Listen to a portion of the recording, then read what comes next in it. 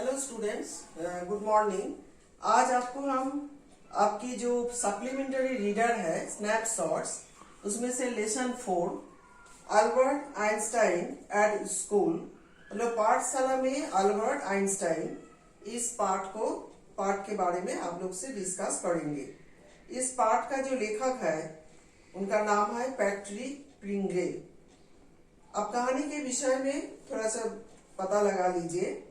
Albert Einstein 1879-1955, मतलब ये इनका पीरियड रहा। उनका जन्म हुआ था 1879 में और उनका डेथ हुआ था 1955 को। इनको न्यूटन के बाद बहुत बड़ा भौतिक वैज्ञानिक माना जाता है।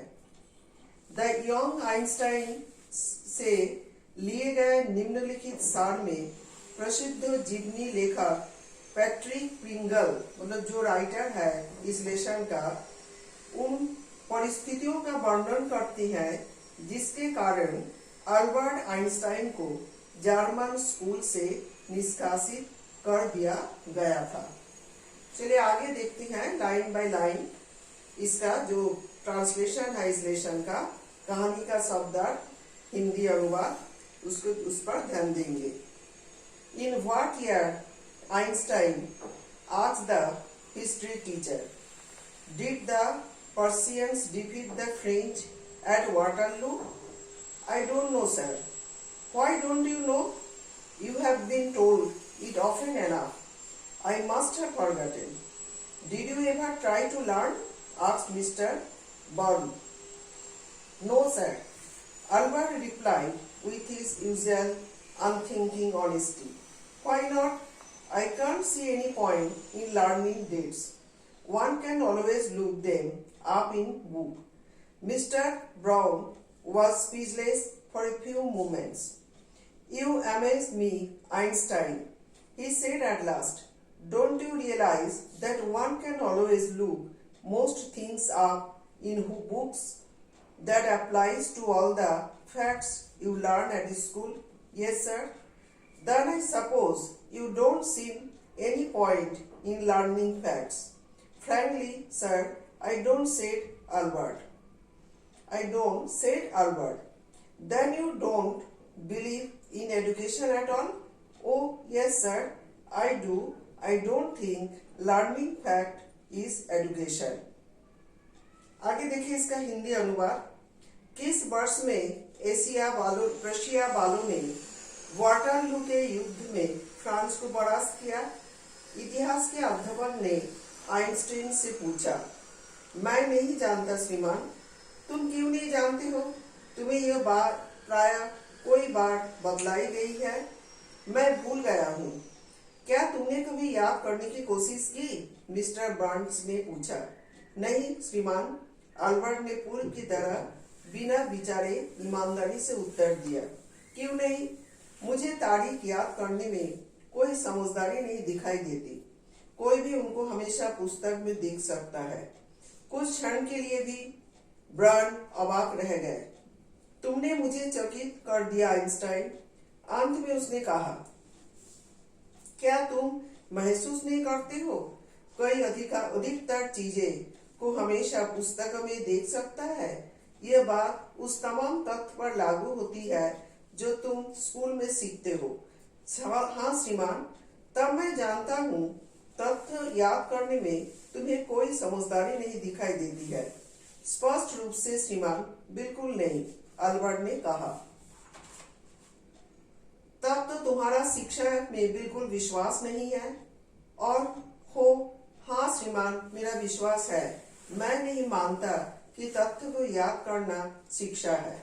तो ये जो बातचीत यहाँ पे आपने देखा, ये जो बातचीत हो रहा था, ये बातचीत टीचर और अल्बर्ट आइंस्टाइन का, मतलब क्लासरूम में जो इतिहास की शिक्षक थे उनके साथ हो रहा था। चलिए आगे देखिए इसका पैरा 2 में। In that case, said the history teacher with heavy screams, perhaps you will know kind as to tell the class the Einstein's theory of education? Albert flushed. I think it's not It's not facts that matter, but ideas, he said.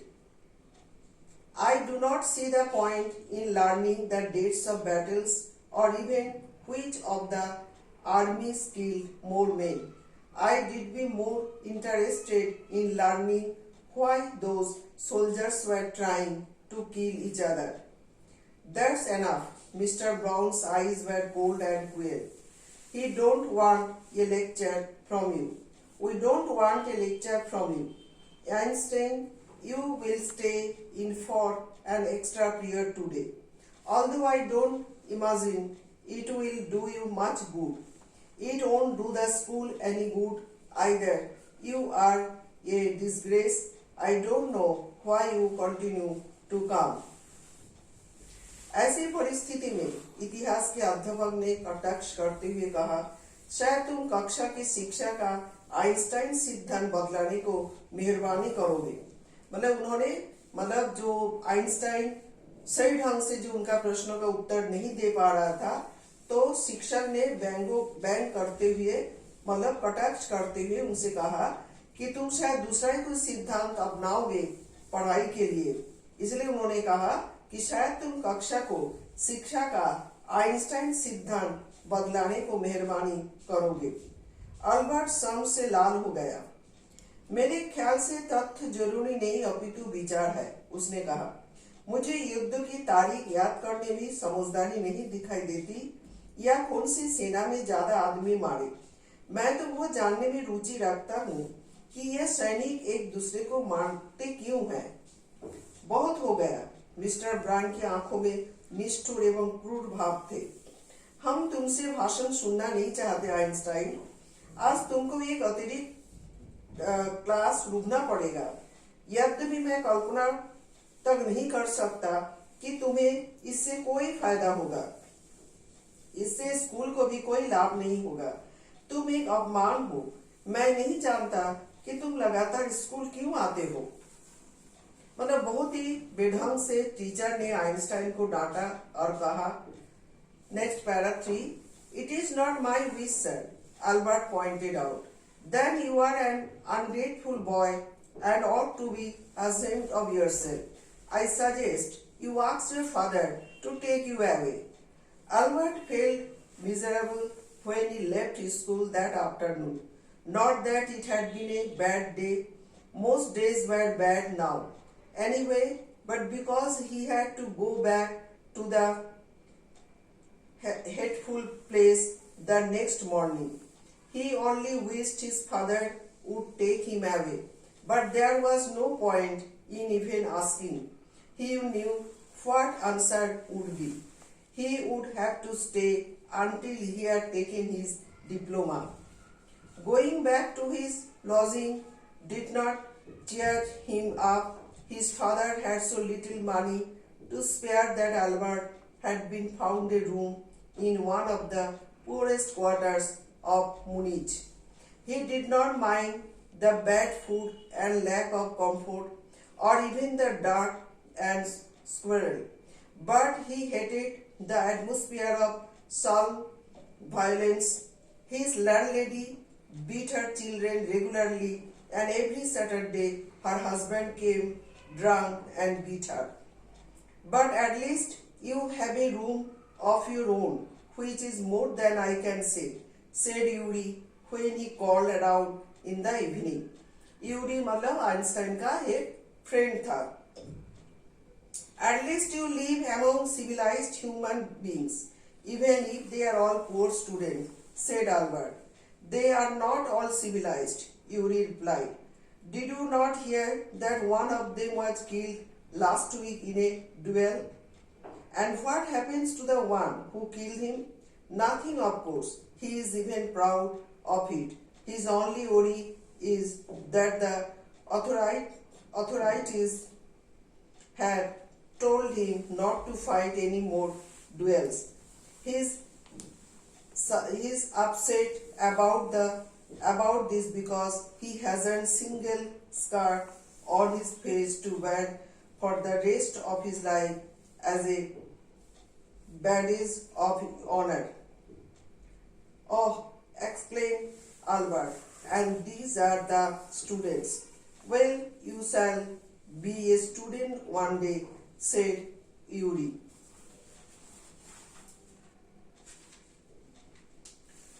यह मेरी इच्छा नहीं है श्रीमान, Albert ने कहा। तब तुम एक कृतज्ञ लड़के हो और तुम्हें अपने आप पर शर्म आनी चाहिए। मतलब अभी भी टीचर के साथ उसका बातचीत हो ही रहा था। मेरा तुम्हें सुझाव है कि तुम्हारे पिताजी आए और तुम्हें ले जाए। अल्बर्ट ने उस दिन दोपहर बाद जब स्कूल छोड़ा, उसने दुख महसूस किया।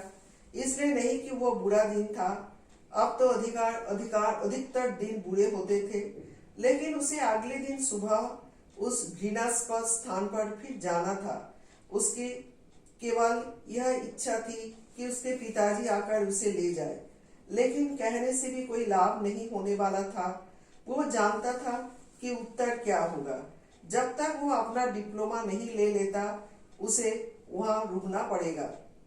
अपने आवास पर वापस जाते हुए उसे प्रसन्नता नहीं होती थी। उसके पिताजी उसके लिए इतना ही धन बचा पाते थे कि उसे म्यूनिख के निर्धनतम लोगों के मकानों में एक कमरा मिल पाया था। वो खराब भोजन और आराम की कमी और धूल और गंदगी की परवाह नहीं करता था, लेकिन वो गंदी बस्ती को हिंसा से घृणा करता था। उसके मकान मालकिन अपने बच्चों को नियमित पिटाई करती थी और हर शनिवार उसका पति पिए भी आता और उसकी पिटाई करता था। लेकिन कम से कम तुम्हारे पास अपना कमरा तो है, जो मेरे विचार से काफी है, यूरी ने उससे कहा जब वो शाम को उससे मिलने गया। यूरी मतलब उसका दोस्त आइंस्टाइन का, जो उससे शाम को मिलने आया था। कम से कम तुम सब वो मानव प्राणियों के बीच में तो रहते हो, चाहे वे गरीब विद्यार्थी सही, अल्बर्ट ने कहा, क्योंकि यूरी हॉस्टल में रहता था। ये सब संभव नहीं है, यूरी ने उत्तर दिया। क्या तुमने नहीं सुना कि उसमें से एक पिछले सप्ताह द्वंद युद्ध में मारा गया? और उसका क्या हुआ जिसने उसे मारा था? निस्संदेह कुछ नहीं हुआ। उसे तो इस पर गर्व है। उसकी तो केवल मात्र चिंता ही है कि अधिकारियों ने उससे कहा कि वो अब और युद्ध ना करे। वह इस बात को लेकर परेशान है कि उसके पास सम्मान से तगमे के रूप में चेहरे पर शेष जीवन में दिखने के लिए कोई घाव निशान नहीं है। ओह, अल्बर्ट चिल्लाया, और ये विद्यार्थी है? अच्छा, तुम भी एक दिन विद्यार्थी बनोगे, यूरी ने कहा।